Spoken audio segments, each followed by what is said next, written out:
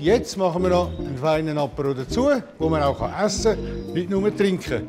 Für das habe ich ein Kohlräbli, ein Gürkli und natürlich auch ein Rüebli. Das schneide ich.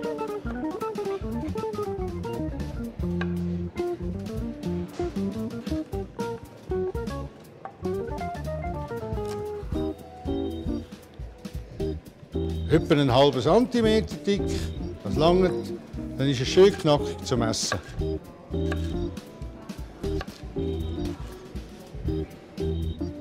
So. Und jetzt, was fehlt? Eine Dipsauce. So, für das brauchen wir unser Salatgewürz. Eine feine Mischung mit verschiedenen Kräutchen, die wir so brauchen für eine Dipsauce, nicht nur für eine Salatsauce. Ich habe Sauerrahm gekauft.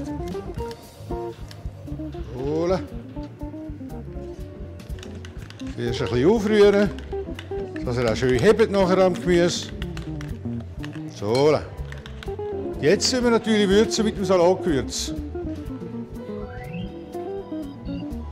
Das geht halt ein bisschen nach eigenem Gusto. Der eine hat es gerne ein bisschen rassiger, der andere halt nicht so. So sieht das nachher wunderbar aus. Dann wir das hier reinfüllen.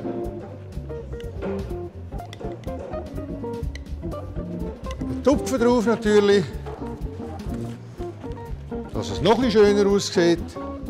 Dann wir ganz fein ein bisschen dekorieren mit dem feinen Salatgewürz. Ist der fein.